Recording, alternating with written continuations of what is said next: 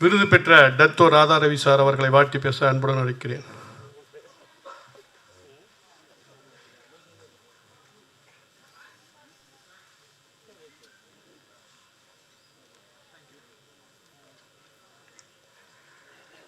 இங்கே கூடியிருக்கும் என் குடும்பத்தை சேர்ந்தவர்களே,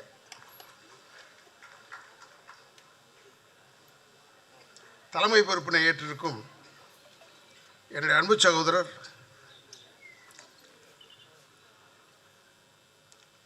திரு செல்வமணி அவர்களே, வரவேற்புரை நிகழ்த்திய அன்பு சகோதரர் அண்ணன் சாமிநாதன் அவர்களே, மேலும் நன்றியுரை நகலவிருக்கும் அன்பு சகோதரர் செந்தில் அவர்களுக்கும், மேலும் இந்த நிகழ்ச்சியில் கலந்து கொண்டு நம்மை எல்லாம் பெருமைப்படுத்திய செய்தி விளம்பரம் மக்கள் தொடர்புத்துறை அமைச்சர் அன்பு சகோதரர் சாமிநாதன் அவர்களுக்கும், மேலும் உள்ள பத்திரிகையாளர் அன்பர்களுக்கும், என்னை வாழ வைத்துக் கொண்டிருக்கும் யூடியூப் நிறுவனத்தை சேர்ந்த அன்பு சகோதரர்களுக்கும், இந்த இடத்தை அளித்திருக்கும் கமலா தேட்டர் உரிமையாளர்களுக்கும்,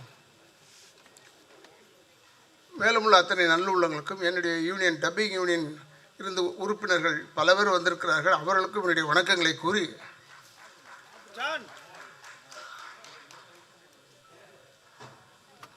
என்னை அழைத்தமைக்கு நன்றி என்று கூறி, கலைஞர் அவர்கள் என் வீட்டிற்கு வந்து என் தந்தையாரை பார்க்க வந்தார். அப்போ வெளியே போகும்போது, அப்போ முதலமைச்சராக இருக்கிறார், அப்போ வெளியே போகும்போது எங்கள் ஐயா ஓடி போய் வெளியே ஏறி ஏறி ஏறி எனக்கு கதவு திறந்துட்டார், ஃப்ரண்ட்டு கதவு திறந்தார். அதுக்கு உடனே கலைஞர் அவர்கள் அண்ணே அதெல்லாம் வேணாம், நான் பார்த்துக்கிறேன் யோ நான் வந்து கலைஞருக்கு டோர் திறக்கலை, தமிழ்நாட்டின் முதலமைச்சருக்கு டோர் திறக்கிறேன், ஞாபகம் வச்சுக்கன்னு சொன்னார். அது ரொம்ப பெருமைக்குரிய விஷயம்.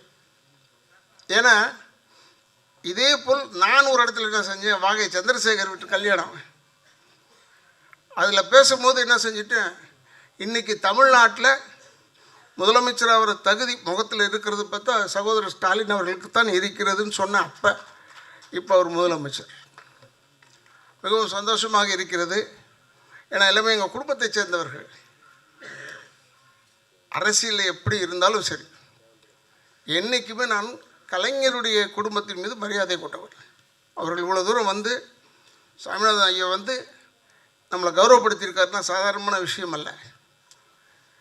ஆனால் இந்த பெப்சியில் இருந்து இந்த ஐயா மறைந்த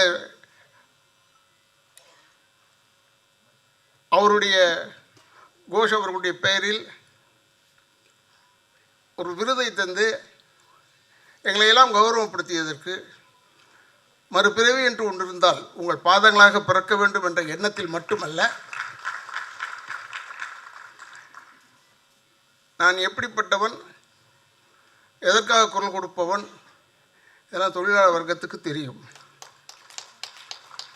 ஏன்னா நான் வந்து முதலாளிகளை தவறாக சொல்லல, அவங்க பணம் கொடுக்குறவங்க டைரக்டர் தான் பார்த்து இவன் வேணும் இவன் வேணான்னு சொல்கிறது. அப்படி இவன் வேணும்னு சொன்னது தான் இயக்குநர்கள் இந்த சங்கத்தில் இருக்காங்க. வேணும்னு சொல்கிறவங்க இங்கே இருக்காங்க. இவங்க வேணும்னு சொல்லிவிட்டு அவங்க எப்படியும் பணத்தை கொடுத்து தான் ஆகணும். அதனால் நான் எப்பொழுதுமே தொழிலாளர் பக்கம் நிற்பவன். ஏன்னா சில தவறுகள் நடந்திருக்கலாம், அதையெல்லாம் தட்டி கேட்பதற்கு நமக்கு பெப்சி மட்டும்தான். பெப்சி இல்லை என்றால் நாம் இல்லை, நான் இல்லை.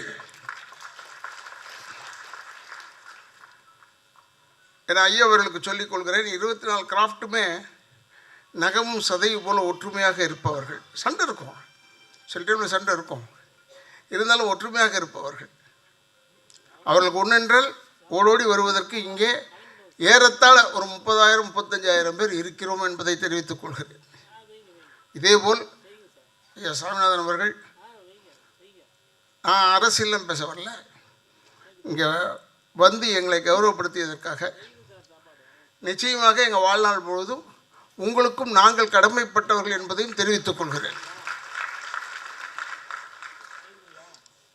இந்த விழா ஒற்றுமை தினம் விழா. ஏன்னா நான் கேட்டேன், அப்போ மே 1 என்னான்னு கேட்டேன், அதுக்கு ஒரு பேர் சொன்னாங்க, இதுக்கு ஒரு பேர் சொன்னாங்க. இருந்தாலும் நமக்கு டிசம்பர் 2ஆம் தேதி நல்ல நாள் நினைக்கிறேன். ஏன்னா டிசம்பர் 2 தான் தொழிலாளர் ஒற்றுமை தினம் என்று சொன்னார்கள்.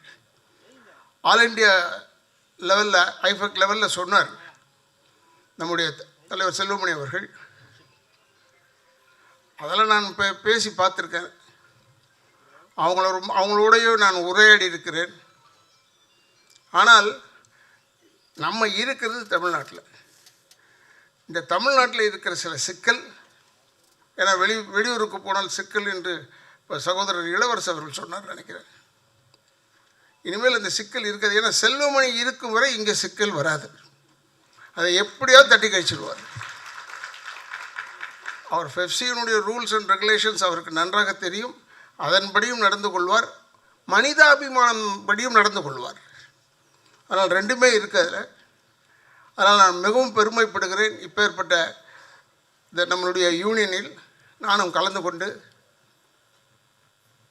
எனக்கு இந்த முறை அவார்டு கொடுக்கும்போது அவரே தலைவராக இருக்கார். டப்பி யூனியனில் அவரே செலக்ட் பண்ணியிருக்கீங்களா? செலக்ட் பண்ணி பார்த்தோம், கிடைக்கல ஆளுங்களுக்கு நினைக்கிறேன். தேடி தேடி பார்த்தாங்க, யாரும் பெப்சிக்கு தியாகம் பண்ணியிருக்கிறாங்களா அப்படின்னு பார்த்தா இப்போ கிடைக்கலன்னு நினைக்கிறேன். அப்புறம் தான் எனக்கு தொலைபேசியில் சொன்னாங்க, உங்களை தான் செலக்ட் பண்ணியிருக்கோம். எனக்கு ஒன்றும் முடியாது, செலக்ட் பண்ணாலும் பண்ணாட்டி இல்லை. ஆனாலும் என் பணி இதுதான், இதை செய்து கொண்டே தான் இருப்பேன். இதுக்கெல்லாம் எதிர்பார்த்து நம்ம செஞ்சோம்னா, சகோதரர் செல்வமணிக்கு எவ்வளோ லாஸ் இங்கே தலைவராக வந்ததுலேருந்து அவருக்கு தெரியும். It is not a loss, it is gaining hearts. அதுதான் மெயின். எப்படி இருந்தாலும் அண்ணன் காளி அவர்கள் சொன்னது தான் ஞாபகம் வருகிறது. டிரைவர் யூனியன் தலைவராக இருந்தார் அவர். என்னுடைய சாவிலே பெப்சியின் கொடியை பொருத்த வேண்டும்னு சொன்னார். அதை போலத்தான் நான் சொல்லும் போதெல்லாம் சொல்வேன், நான் ஒரே நடிகன் தான். இது அமைச்சர் அவர்களுக்காக சொல்லிக் கொள்கிறேன். நான் ஒரே நடிகன் டாப்பில் இருக்கும் போது பெப்சியில் உபத்தலைவராக இருந்த ஒரே நடிகன் நான் தான். பெப்சிக்கும் நடிகருக்கு என்ன சம்பந்தம் இருக்குது? அவங்க இல்லைன்னா, பெப்சி இல்லைன்னா அப்போல்லாம் இந்த ஸ்டண்ட் யூனியனோ இந்த சக நடிகர் சங்கமோ எல்லாருமே சரி, அது ஸ்டண்ட் யூனியன் கேட்கவே தேவையில்லை, எப்போ கூப்பிட்டாலும் வருவாங்க. நாங்கள் அப்போல்லாம் பொட்டி மேலே உட்கார்ற ஒரு காலங்கள் போய் இப்போ தான் பெப்சிக்கிட்ட கையை கொடுத்துட்றோம். இனிமேல் மொத்தத்தையும் நீங்கள் பார்த்துங்க. ஏன்னா இந்த டிஜிட்டல்னு வந்துருச்சு பாருங்கள், எப்போ எடுக்கிறான் எப்போ விடுறான்றதே தெரியல எங்களுக்கு. அது கொஞ்சம் அவங்களுக்கு ஏமாத்துறதுக்கு ஈஸியாக இருக்குது, வழிவகை பண்ணியிருக்கிறார்கள். இருந்தாலும் அதையெல்லாம் மீறி செல்வமணி அவர்கள் இப்போ கூட சொன்னாங்க, அவர் கொஞ்சம் வேகமாக பேசினார். அவர் எப்பயுமே நியாயத்து பக்கம் நிற்பவர். தப்புனா தப்புன்னு சொல்லுவார், என்ன கூட தப்புனா தப்புன்னு தான் சொல்லுவார். அதனால் நல்ல ஒரு நிகழ்ச்சி. இதேபோல் ஒற்றுமையாக இருக்க வேண்டும். கடைசி வரை இந்த ஒற்றுமை நிலைக்க வேண்டும். யார் பெப்சியை உடைக்கணும் என்று நினைத்தார்களோ அவர்களுக்கு இது ஏமாற்றமாக இருக்கும்.